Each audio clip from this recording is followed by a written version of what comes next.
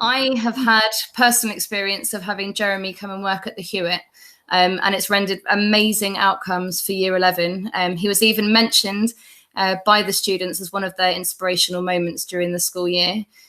Jeremy's really experimental with his photography and extremely prolific if you look on Instagram. So he's a brilliant person to be running this session. I'm really excited to hear what you have to say, especially things that we can use with our current Year 11. So I'm going to hand over to Jeremy. I'm going to put myself on silent, and if you have any questions, type them in the comments. Okay, but thanks ever so much, Jeremy. Annabelle, did you want to say anything, or Rachel? Can I just go? Can I say something really quickly, and then you can go off? So, hi everyone. I'm Annabelle. So I work from Norwich University of the Arts. And I work for the NICO project, so I've worked with Jeremy and some of you quite a bit. What I just wanted to mention before we kick off is just some things that NUA and NICO are still offering for you all. So there are a number of resources on both the Norwich University of the Arts website, like a number of resources, which includes downloadable worksheets for various different subjects. But alongside that, we're still delivering a lot of online workshops. We have been going into some schools, very rarely at the moment, but we're still offering stuff online. So if there was anything regarding portfolio advice for obviously Year 12 or 13s, or anything bespoke, please get in touch. But there was something I just wanted to highlight, was that we're also running a particular CPD workshop called Sculptures Matters. So I don't know if any of you had been to the ones before over the summer, but if you're interested, it's on Wednesday, the 16th of December, 6 till 7:30 p.m. It's free to book on, but it's like it's only got a certain amount of capacity because we're sending out kits for it. So what I'll do is I'll send the link in the chat of where you can book on directly if you're interested. And also I will be putting up a workshop, which is another live one with an artist called Jess Nash, and that one is for students, that will be taking place on the 9th of December after school at 4 o'clock on Zoom. So I just wanted to mention those two in particular, but I'll put them in the chat to follow up of the different links that will be to support you. But yeah, I just wanted to mention that, and now I'll leave it to you, Jeremy, to kick off. Okay. So, all right, thanks ever so much. Hello, Amy. Hello, everybody. Lovely to see you all. So I know I've worked with a couple of you before. I'll just briefly recap, and then I'll tell you how I see the session kind of going. So my name's Jeremy Webb, and I've been a photographer for about 30 years or so, mostly full-time. I used to do a lot of commercial work, but I now run basically an art-based practice, which gives me more time to produce the work that I want to produce, and also to teach and to write about photography. And some of my teaching is kind of informed by a couple of books I've written. This is one of them, Creative Vision, 2005. And this one, which is more relevant to today, this is about the only plug I'm going to give my book, but I'm only doing it because it's relevant to the content of what I'm about to help you look at. So this is Design Principles, and it came out in 2010. And I wrote a second edition of that book, which came out earlier this year. So I'm going to cover two things today. The first is a quick recap, because I know Heather mentioned to me that some art teachers had asked me to cover in relatively brief but succinct way, a way of accurately photographing artworks that your students produce, partly because I think of the difficulty in assessors visiting. So I'm going to do a sort of quick 10-minute recap on kind of good practice as relates to photographing artwork within a classroom environment. And then I'm going to have a quick break and maybe ask Rachel to come back, and if there's any kind of questions and answers that people want to put, we'll use that time there. And then after a quick break with question and answers, if if you want. I'm going to cover the second part of the workshop today, which will be looking at how to kind of help your students create interesting still life. Again, with the focus very much on what resources you may have and the classroom environment and how you can kind of squeeze best value, that's what it's about, out of the environment that you're in, the time that you may have, and look at some creative approaches to trying to encourage your students to come up with some really kind of compelling imagery. So I'm just going to start with a little presentation about photographing artworks in a classroom environment. So I'm just going to switch screens and just run through like an old-fashioned slideshow, I think.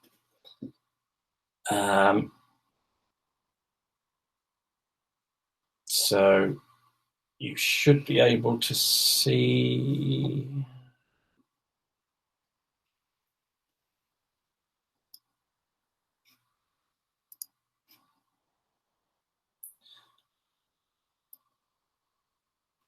I'll try and go through that again.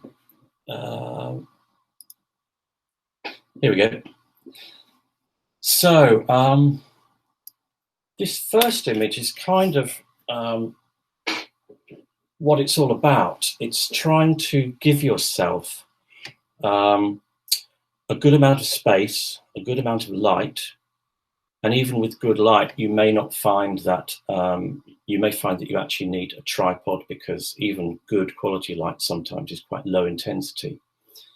But this is kind of a representation of actually how simple it actually is. If you give yourself time and space to do it in, you can see here on the back of the camera, you've got an exposure, a shutter speed of about 1/13 of a second. So anything below 125th or 100th of a second, you really need to use a tripod. But we're actually looking for this kind of level of simplicity, an artwork that is framed well, is lit well, and is exposed well. But you have to take care of a couple of basics before you start. So I have seen more delicate pencil drawings ruined by flare from a dirty lens on the best cameras. You need to clean the lens before you start. You need to use a tripod if you're not getting good enough light and high enough exposures. You might need to bring with you into your site some materials, some masking tape, bulldog clips, tapes, and that kind of thing. You need to make sure that whatever device you're using is charged fully, perhaps with spare memory cards, and kind of take care of a couple of things before you start, because it will help you get the most out of your photography. This is more or less a traditional copying setup that you'd find in art studios, in publishers, in photographer studios. It shows really the camera directly above the artwork, and you have two bright lights equidistant from the artwork at 45 degrees, so that you get a good even light coming in both sides. That looks like this if you're actually looking at the scene overhead. There's the artwork, flat, clearly in view. It's got some space around it. And you've got two lights here at the side, both pointed at 45 degrees, and you've got the camera and yourself flat on towards the artwork. From overhead, in this situation, this is a couple of, I've seen a lot of schools with these kind of continuous lighting kits, and they're worth their weight in gold. They really are, because you can use these kind of lights for portraiture, for still life, for anything. They throw out a very bright, broad source of light. And here in a corner of a studio, I'm trying to light this artwork. I would be standing about here. Didn't have quite enough room to make this work, but these two lights would be more or less at 45 degrees. And you can see on the artwork itself, it's got good, even illumination, and it's relatively bright. If you're using, excuse me, a digital SLR, and you can change the ISO sensitivity, take it as low as possible, 200 or 100. The reason being that if you leave your ISO, which is basically the digital sensor's sensitivity to light, if you leave it too high, you can get quite noisy digital noise effects in your image. So this is really what it's all about in the classroom, and it's about taking your picture, your image, to a big, broad source of light, which often is directly underneath a window, a nice long window. So whether there's a bench in front of it, or whether you have to push something up against the window, the reason you've got this kind of light is because you can see on the artwork itself, it's very, very even, it's very clean. And that's really what you're looking for. If you can develop your photographer's eye to spot these places where good light exists, where available light is clean and unrestricted, you've got the kind of place where you can set up what you want to photograph, and you've got room to move around it. You've got room to, if necessary, bounce a little light back here, just in front of the image, if there's a bit of light drop off down towards the bottom of the picture. But you're taking advantage of really nice, clear, clean daylight. There's no shadows. It's coming from there and there and there, and it's giving a bright illumination to the image. You have to be a little bit careful if you're using direct sunlight, because a lot of digital sensors are very sensitive to the red spectrum, and that's what you tend to get with sun. So whereas this one, you've got a nice, slightly cool blue daylight, here you can see the reds starting to appear, and that just takes a tweak in either Photoshop or the filters if you're actually using an iPhone or an Android. And here you can see in this painting, one of them is got a very warm kind of light to it, and this one here is much cooler daylight. If your artwork is square and you've shot it in good light, try and make sure that you frame it very evenly. This is probably the best way to present square work within a landscape format frame. And if you're being asked to present something, for example, in a kind of portrait format, this is a good way, because in the same way that you would hang a picture within a frame and you'd give a little bit of space to the bottom so that the image itself doesn't feel like it's sinking, you allow a bit of space underneath it. And I've actually had editors thank me for doing this, because it allows them to actually write notes on top if they need to. Exposure, well, you can photograph artworks on auto exposure, but what you may find is that because of the way that camera exposure meters work in a digital camera, they want to reduce everything to a kind of very grey, neutral tone here. This is why, for example, when you go abroad on a skiing holiday and you photograph in sunlight, quite often you come back with pictures that aren't white, they're just grey. That's because the exposure meter wants to average everything out and pull everything back to a grey. So the way that you get over this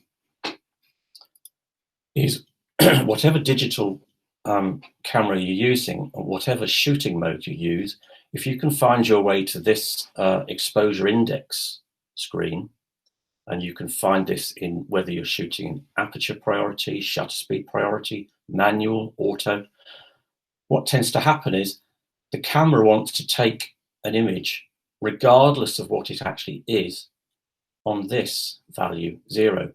That's what gives you the grey. For artworks, quite often what you actually need to do is to overexpose by maybe just 1 or 2 stops.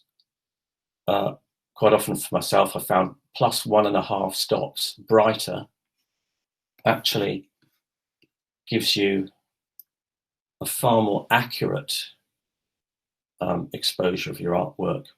So it's just something to bear in mind, that if you do shoot on auto, you may have to use an element of manual override in order to get the exposure that you want. Otherwise, of course, if you're using iPhone or phone cameras, there are probably filters where you can just adjust the brightness and perhaps contrast and, you know, other things as well.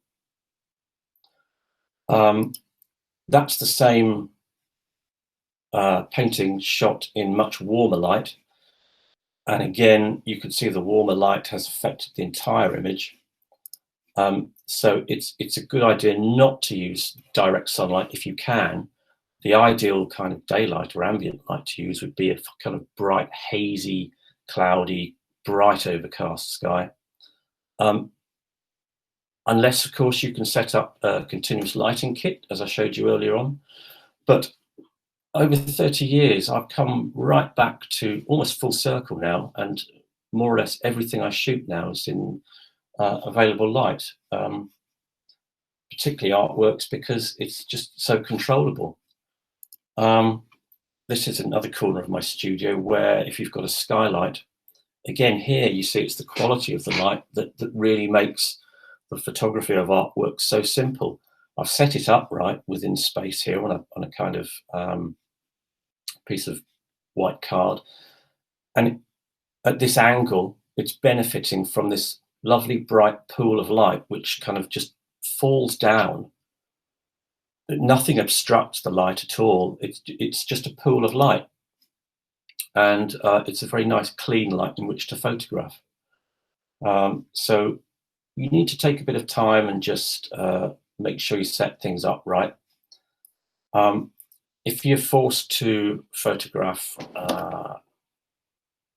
images and so on within frames that are stuck on the wall, there's ways of getting around this, and I can show you a quick kind of hack in Photoshop that would correct this perspective if anybody's interested in that as something they might want to deal with. So apart from setting out with a good clean lens and all the right gear, anything you might need, you're giving yourself space and you're giving yourself time. And I know how difficult that is. It's a good idea to try and use the classrooms that you work in to see where these light sites exist, where you can really make the most of daylight falling in and giving you a nice clear pool of light in which to photograph. And it's a good idea also to help students identify those themselves, because anything that helps you look at and respond to light is good for your photography, whatever kind of photography you do. Have a look at the editing tools offered within your iPhone or your Android, and see what's available to you. I mean, there's plenty on the iPhone. I don't know about other devices, but I'm sure there's these kind of adjustments to things like tone, contrast, black point, highlights. All these things give you some control post-exposure. And wherever you can, try and nail the exposure, because the exposure is kind of critical to everything. Although you can, of course, rescue overexposure and underexposure by using Photoshop or the filters within your device. So that's just some good things to think about when you're photographing artworks. Just moving on very quickly to photographing maybe students' work in 3D. I've put up Edward Weston's famous pepper here because in a lot of ways it's just kind of the ultimate photograph, by which I mean it sort of shows almost a kind of perfect use of light and a perfect use of form and a combination of the two. And you can see how the light used reveals the kind of waxy texture of the surface of the pepper here. You've got these beautiful forms here. You've got highlights, you've got contrast, you've got everything that's great about black and white, and also everything that's great about photography full stop. You've got what looks like a kind of spine here and a big kind of bum here, and you've got this sort of circular effect with the light here, and it's a very kind of complete image in that it perfectly represents what it sets out to. And I think it's an example to anybody in any level of their photography to encourage you to look at the way that light falls and the ways that it can be controlled and used. And I'll just quickly go on to some ways you can do that. Before that, another famous photograph. When you look at this one, for example, you kind of think, well, yes, it's nice and simple, lovely, but how important is that shadow underneath the fork? If you take that away, it's kind of lost. But that shadow can only be created because the photographer knows that direct kind of sunlight, hard directional light, will create that shadow. You won't get that shadow if you use, for example, soft, diffused overhead light. So, as I said before, you know, if you start to develop your critical and analytical eye for light, you'll realize how powerful it is. This is an image by a Japanese photographer called Hiroshi Sugimoto, and he's done an awful lot of work in his time, but I really like this series because in a similar way to the way I've kind of come full circle, I mean, this is beautifully simple, and it shows just simply soft, diffused side light, and that's all you need to do. He's controlled it, he's seen it, it perfectly represents the form that's in front of the lens. This is the kind of soft pencil drawing that is tricky, especially if you've got a dirty lens, because it will flare, the light will bounce back in the camera through the lens. So here again, you might need to use filters in your iPhone or a bit of post-capture processing just to bring the right amount of contrast back. And these are all very simple controls in post-processing. Just to show you on a simple piece of crumpled paper, 3 different types of light you can work with. This is what photographers call a low raking light, and it's hard and directional. It comes from the side. It's actually from one of my favorite lighting pieces of equipment, a slide projector, which I bought from a jumble sale for about a tenner, and it's worth its weight in gold. You can put it on the floor, you can shine light. If you've got something that's textural, whether that's textile work, clay, any kind of material or substance that has these kind of dips and valleys and textures, you can use raking light very easily to bring out the texture of it. This is the world's most horrible kind of light, which is basically on-camera flash. And you can see that this kind of pop-up flash just literally just chucks a bucket full of light at a subject. It fills in all the shadows. Any shadows it does make are always kind of hard and contrasty, and it's really horrible. So I wouldn't advise using that. And obviously get students to make sure that their flash doesn't fire if they're exposing their images. That's daylight, which is sort of a nice kind of midway between the kind of effects you'll get with low raking light and the ghastliness of on-camera flash. And you can see that depending on the angle at which the surface is being used or looked at, you can control how much shadow you get by the equipment you have around you, whether you recognize that you need to bounce a bit of light here, take away a bit of light there. You can just control that light. Just as a quick aside, I had to use this low raking light for a job I did for the Sainsbury Centre when they got back a Picasso, which had been away being restored for about 12 years or so. and I had to go into this sealed room with a mask on and not go near it, and photograph it from a distance and all the rest of it. But actually, using raking light on the image on the right, you can see the actual surface of the paper that it was painted on. And I managed to get up close to which the light revealed, which was the individual brush strokes of Picasso. And that was quite a powerful moment.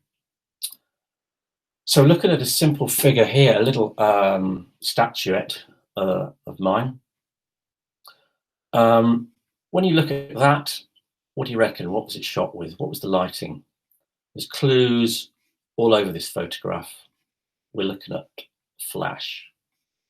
Look at that deep dark shadow there. It's kind of bland. All the highlights are just, in full view. So I tried to shoot this to try and give it some more, give it a bit more depth, a bit more substance. So using some just plain kind of boards, foam board, I think it is, that's what it's called. I set up a very, very simple shooting space on the floor. It's very easy to do that if you can use these kind of materials on a classroom floor. Much easier than actually on a bench, or sometimes even on a table. So what I was getting through the camera with this low raking light, I liked what it was doing to this. I loved the contrast between that and the highlights were all burning out, and the dark, it was just too much contrast for me. So you can see the direction of the light, which is indicated by the shadow, which just falls directly behind the figure. So I wasn't not being happy with that. I put a silver reflector just to the right-hand side, which bounced a lot of the light back and which had this effect. So you've still got nice contrast. I've controlled the light to make it give me an effect that I wanted to see. I was enjoying the way that the low F number was allowing the depth of field to drift off here into kind of softness. I wasn't so bothered about that anymore. I felt I'd retained the texture and the kind of substance of the piece, but I just reduced the contrast to try to make the most of this kind of light, which I felt was the light I wanted to use. And just very quickly, although this isn't a studio or a still life shot at all, it's a landscape of mine, but sometimes when you shoot stuff against white, you're asked to present it against white, and you get this dreadful kind of sort of bleeding out where white or a light tone just drifts into the white surround. And I always think that rather than put a great big fat clumsy border around it or change the color of the background that it's situated on, I think sometimes a really nice discrete kind of key line really helps to contain an image like that against a background that's of its same primary color, if you like, tone. So that helps kind of contain that. And one of the things I often do is just make a whole collection of different frames if I need to represent some of my work in a different way, or I'm just having fun playing with images. And once you use Photoshop tools or whatever to blank these kind of things out, you can just drop images in, and it's a lot of fun to play with. So it's kind of at that point, I'll hand back if Rachel wants to, or any of you have anything you want to ask. Now's the time. Otherwise, I'll go straight on to my second presentation. Thanks, Jeremy. Does anyone have any questions that they'd like to ask at this point? We do. Can we go ahead? Go ahead. Okay. First of all, we've been doing still life recently, and we are encouraging the kids to look at different lighting. Yeah. Now, they all have varying ranges of cameras and camera phones, and they've been playing around generally at home. They kind of do a lot of their work, but they've been playing around with things like they'll use a lamp or a torch and turn the lights out and all that sort of stuff, a little bit like you've just shown on the PowerPoint. But then the quality of the cameras that they're using often relies on decent light to get a nice clear shot. So then the moment they reduce the lighting, the picture then just goes a bit fuzzy and dull. I didn't know if there was a way around that. Yeah, it's really about trying to encourage students to look at light as a really kind of valuable thing. So if you've got these kind of copying lights, something like that lighting kit I showed, which is basically two. Yeah, we do have them in school. Yeah. It's just a lot of their photography they do at home. They do some in school, but it's not like you were talking about with time and the fact that you've got 20 people plus in one class trying to take photos. Majority of their photography is done at home, and then we kind of advise from school, if that makes sense. Yes. I mean, it's all about light, and it's all about showing them how light works, and how if you can find around your home where good daylight falls. That is a good point, actually. We could encourage more. I think a lot of them automatically think we need to take it in the dark and use some artificial light, but actually if they took it near a window but had the rest of the room dark, that's right, then the natural light could work more effectively. Yeah. I show some students. I show portraits by a photographer called Joan Wakelin, who is no longer with us, but she photographed for the Observer for years. She understood that you can take incredible photographs, incredible portraits, and she photographed politicians and so on at the time. All she used basically was window light. And she made sure that her background was neutral, or it receded into shade. She produced the most incredible photographs just through Joan Wakelin. Wakelin. Yeah, Wakelin. Another question. Yeah. The PowerPoint that you've just shown us, are you able to send through to us? Well, it's not a PowerPoint. It's a collection of JPEGs that I just scroll through on a map. Oh, okay. I can do that. I just liked that series of that figure that you just showed, how you had the flash and then how you played around with the light and the silver bits. So those be good to show the kids what the different effects that creates. Yes, and I've even got a little film clip which I shot as a kind of 15-second movie of how when you get a subject in front of you, you actually have to look at it and feel it and touch it and examine it from all different sides. And I've got a little film of me actually showing the light, taking it right round the subject. And I'm not prepared, and no photographer should be prepared to simply photograph the first aspect of that thing they see. You have to examine it with the light. Yeah. So that's well if it's useful. Can I just jump in quickly? Just a really quick reminder, this is being recorded. So if there's a section of this recording that you wanted to show to your students to explain the same techniques, I don't see why that would be a problem. Yeah, okay. Thank you. Can I just ask, the silver reflectors, are they quite expensive? Where would you get them from? Tin foil. Tin foil? Just put tin foil over card. Is that what you mean? Tin foil over card. Posh word for tin foil. I can't tell you how important this process has been of literally coming full circle.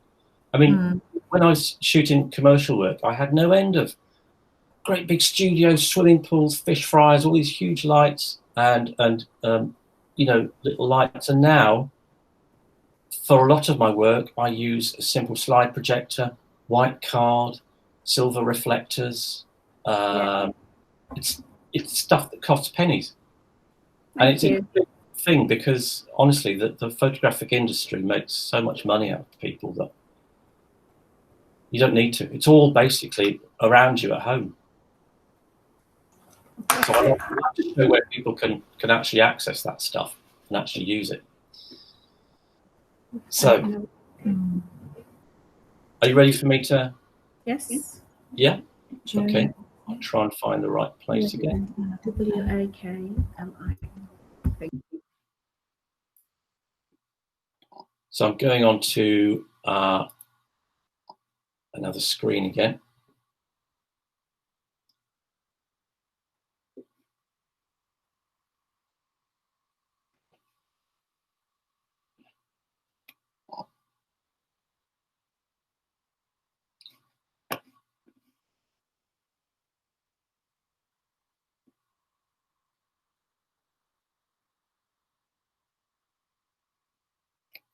Are we there? We're there. Okay. So moving on from trying to get good, accurate photographs of paintings, sketches, artwork of all kinds, we're still looking at photographing three-dimensional stuff, but we're going to try and look at ways of getting a bit more creative with it, rather than an emphasis on accuracy, detail, and a kind of recording descriptive information. We're looking at kind of how to turn a still life creative. So just very briefly, photographic still life grew very easily out of the painting tradition, to the extent that many even kind of contemporary still life photographs appropriate the kind of the visual language and the kind of lighting styles of painted still life, and this kind of perfectly well shows that. This beautifully composed frame, lovely soft light, but I'm going to look at a couple of other approaches and like a couple of other photographers' work who I think is particularly inspiring. The first of these photographers is Olivia Parker, who's an American woman. I had the pleasure of meeting her when I was doing some research for design principles.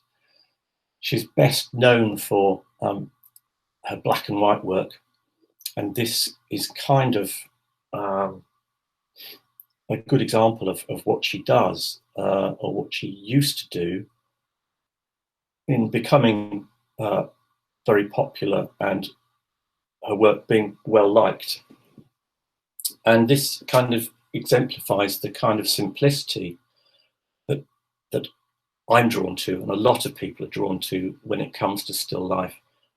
We no longer want to really or find much of interest in kind of beautiful platinum bowls of fruit and well-decorated tables. These are nice kind of themes to subvert, but I think sometimes simplicity, and again, the use of light as a feature, as a subject within the photograph is can be extraordinarily powerful. I find that with this. I find the balance of the distances between this form and that, the curve here, the simple number, it just works.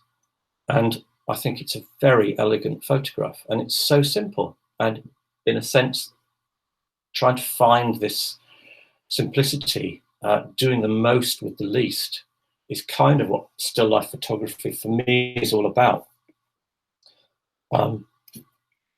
This is another of hers. Very easy to do. It's got a kind of 5x4 format frame around it from a large view camera.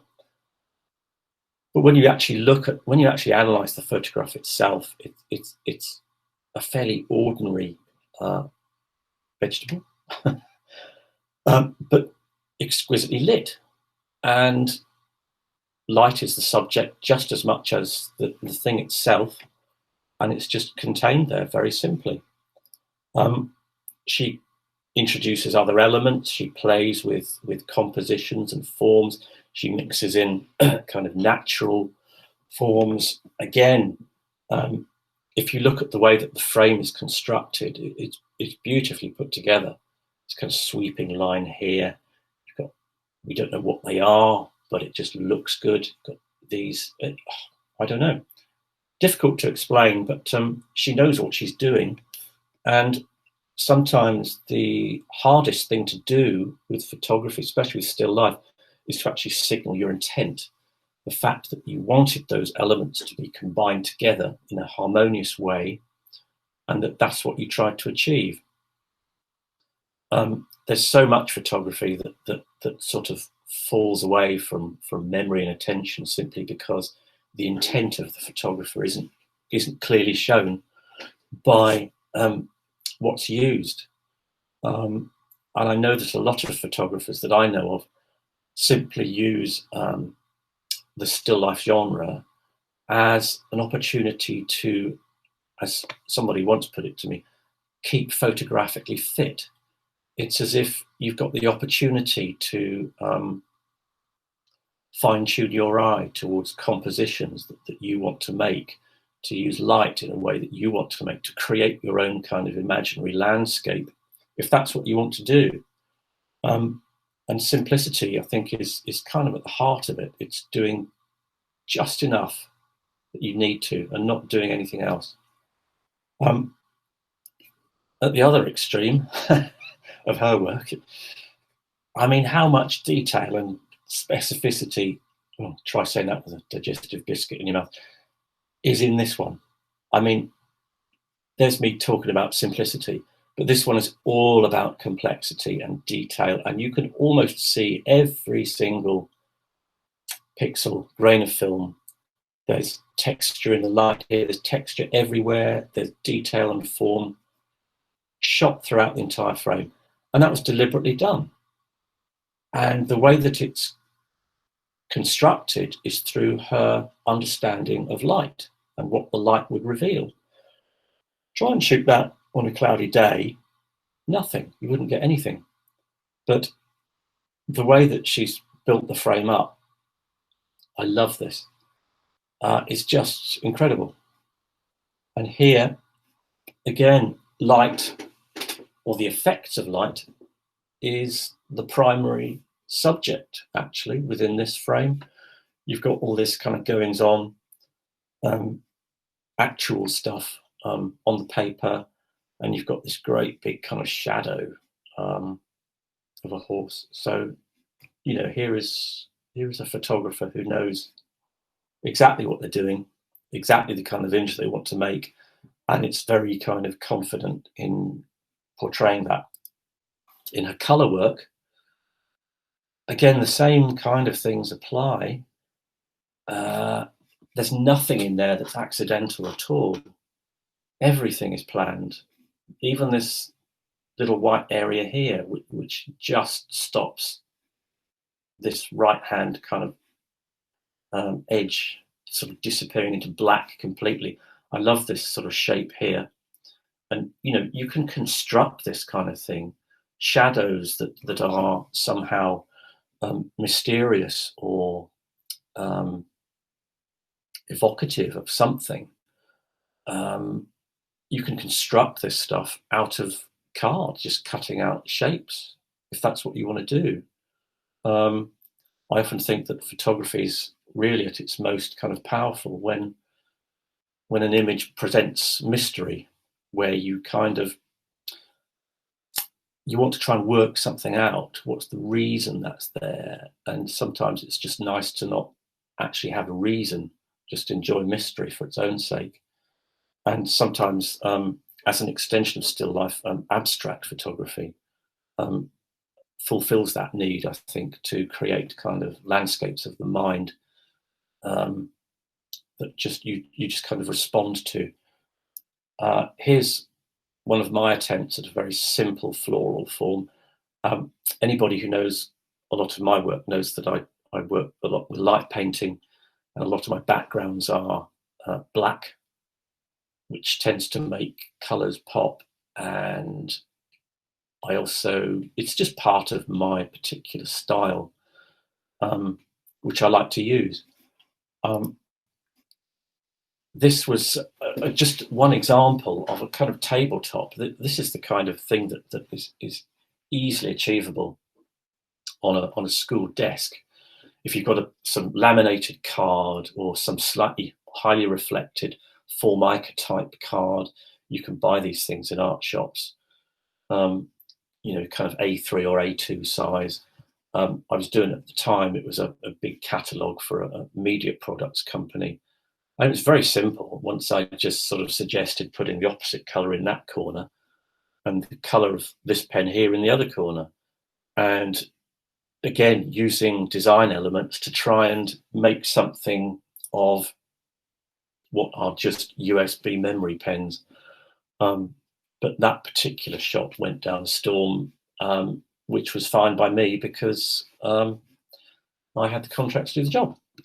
So moving on to this, I think sometimes some of the most interesting still life works when you actually explore things like incongruity and this one, there was me banging on about how awful Flash is, but I actually wanted to use pop-up Flash here because I wanted to suggest that it was somehow a kind of surreal, everyday thing that you might chance upon. Whether that succeeds or not, I don't know. But I liked the idea of this sort of super spiky cactus head appearing out of a kind of smooth China gravy boat. And I really liked the effect of this slightly cloudy light effect, just allowing the pricks from that cactus to come through on the side there. And it kind of, it's a personal thing, but I just really liked that picture. This is part of a series of images I made. I just wanted to reduce everything again to simple forms and design principles. So you could sort of say that well, the design principles that on show here: light, contrast, form, texture, line. I even managed to get some sort of subtle shadow there, this kind of gradual fading into dark here. I liked that. I liked the frame. I liked the edge here. And this was just shot. These are offcuts from something else I was cutting up. And I just put them down on a pile, and it was a sunny day. The sun was shining, casting the shadows, and I thought, yeah, why not go for it? Irving Penn is the second photographer on the show. He just was really the master. He took a simple subject, got the essence of it, represented something in a different way.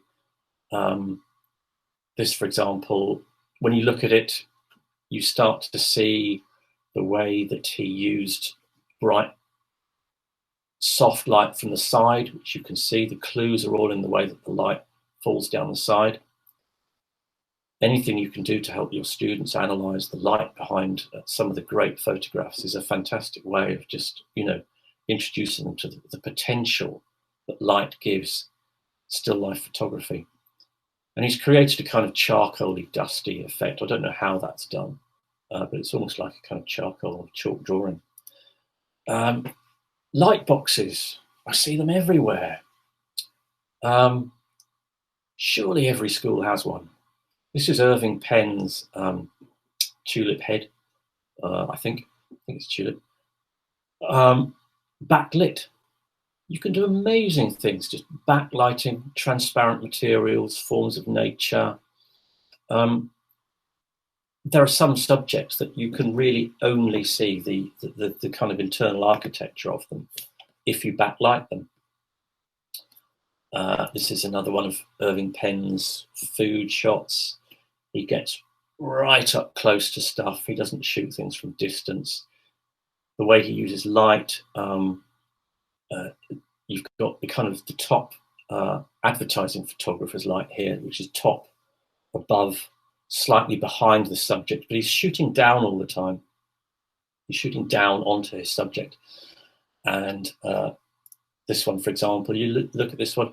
This is the classic advertising photographer's bright, broad source of light directly overhead.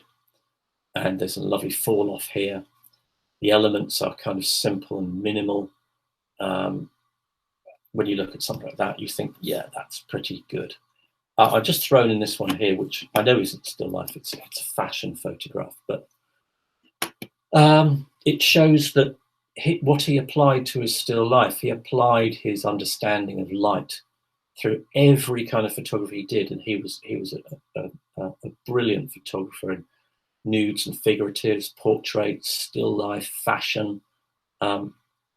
Just look at what's going on in that. I mean, it's just lovely. I put this one in because I think it's very important to, with still life photography, to shoot from above.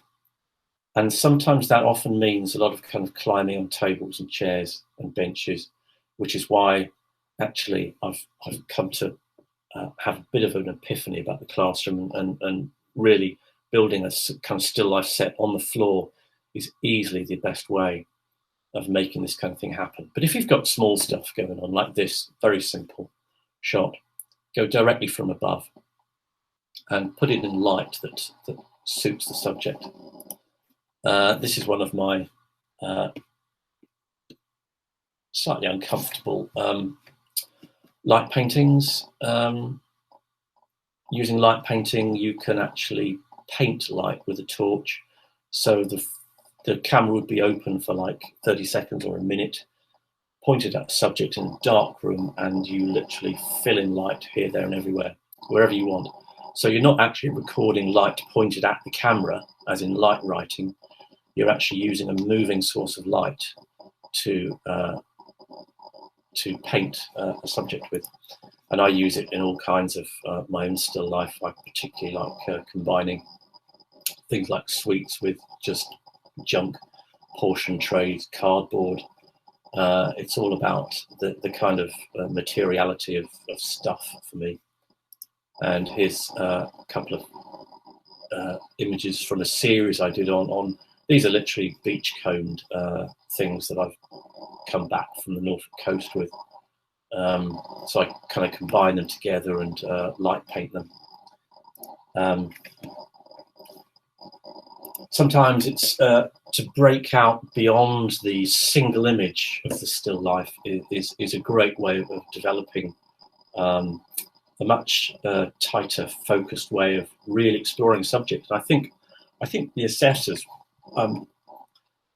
really like to find that students they really explore something with a bit of depth rather than a superficial kind of scratch of the surface, which you quite often get when you present single images. A series of single images that aren't really linked is all well and good.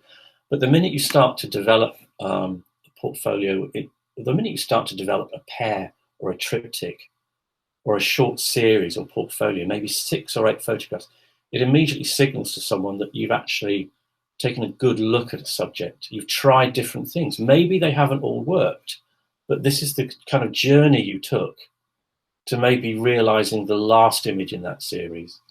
And I've always tried to do that with my own photography. That's why I write about it, because I write about the things that don't work as much as the things that do.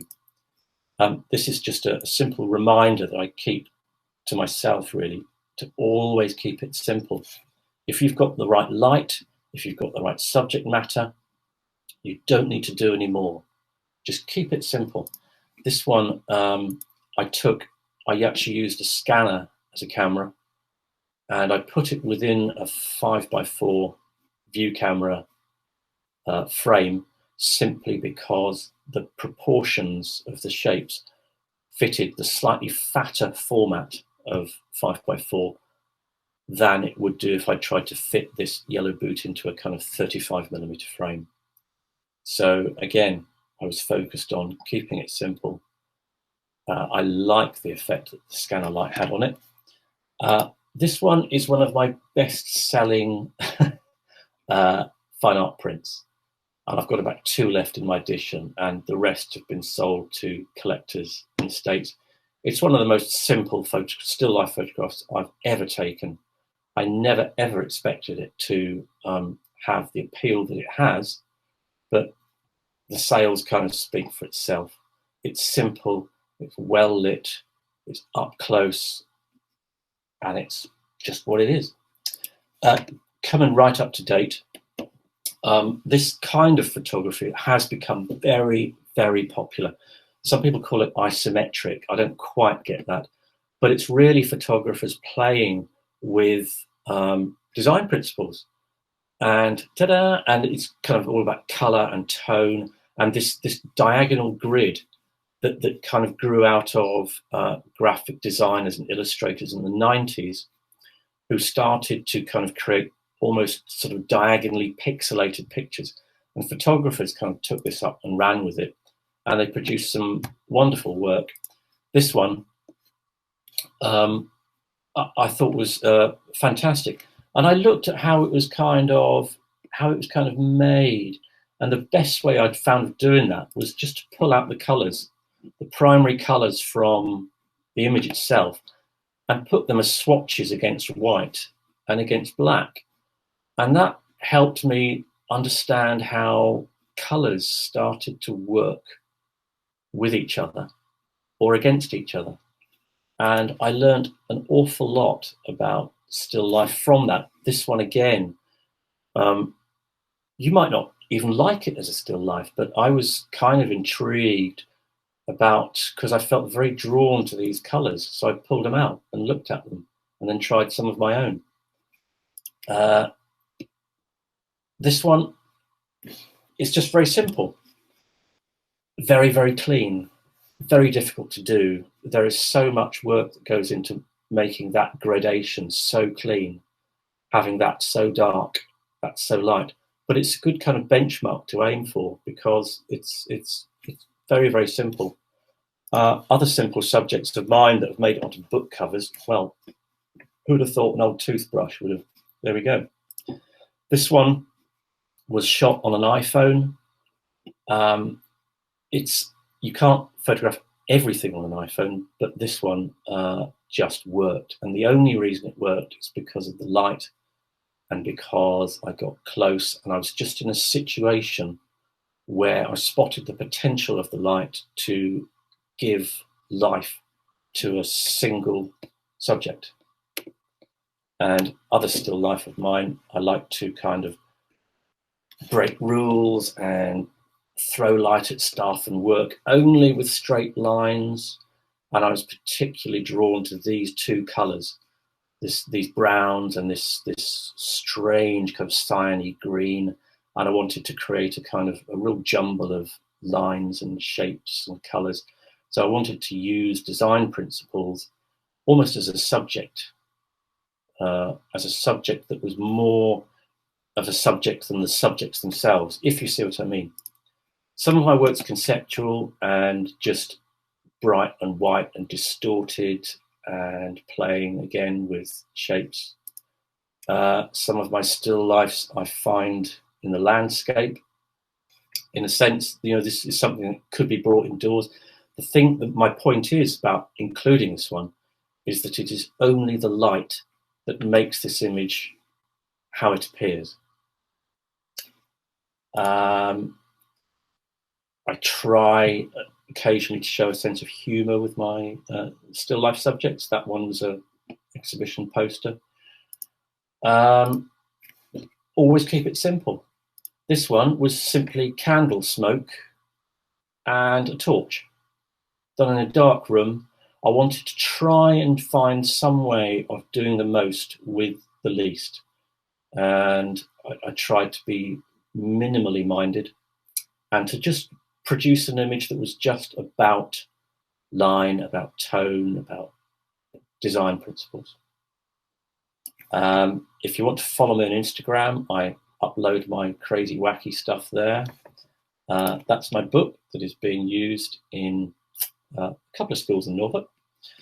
And this is really what we're talking about when I say that I think that if you communicate design principles in your photography, people who have a thirst for the photographic genre recognize it. And that's why they're so powerful, because I think that a large part of the research that Bloomsbury did before I even embarked on the book was with focus groups and with university lecturers, people in the industry, saying what is missing from the kind of photography that you're not seeing. And it pretty soon became clear that a kind of design principles is just a way of strengthening your still life photography, any kind of photography. So these, I think, are the primary considerations with if you're approaching still life creatively in a classroom environment. You need to think very hard about lighting. You need to play with lighting. You need to focus very much on what the background to your subjects are, to what degree you control the background, how you create a background or you leave it to chance. You have to consider that. Color or black and white. How close you get to your subject. I see so much still life that is just spoiled by simply not getting in there. And of course, you just need to try to develop your eye for composition. And I hope that gives, I'm sorry I've gone a bit over, but I really hope that gives a few ideas or some few insights into different ways and means of trying to create creative still life within a kind of classroom environment with photography. So that's me done. Thank you for staying with me. I'll hand you back to Rachel and hope this has been useful.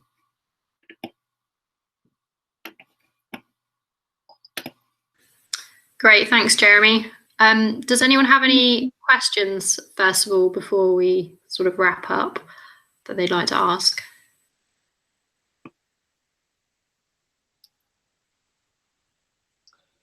No.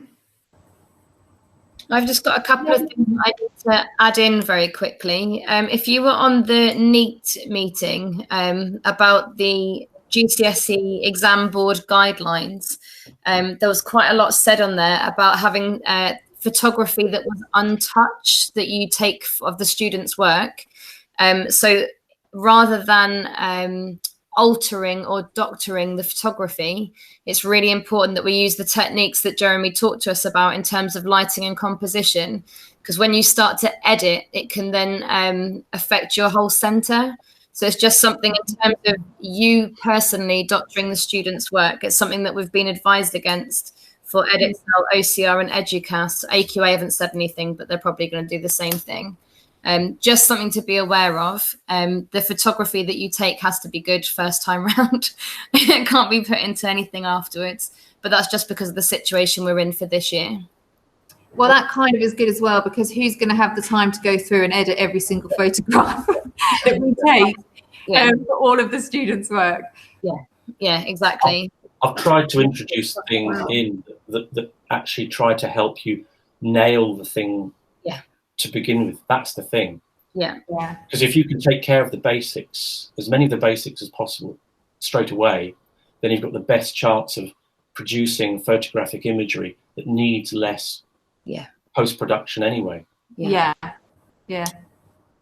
Thank you for that, by the way. It's all really good. Yeah, thank you. You're welcome. Work. And I now follow you on Instagram too. Oh. Right. Great, thank you, Jeremy. Okay. Thanks for following along and for having the time to come and see.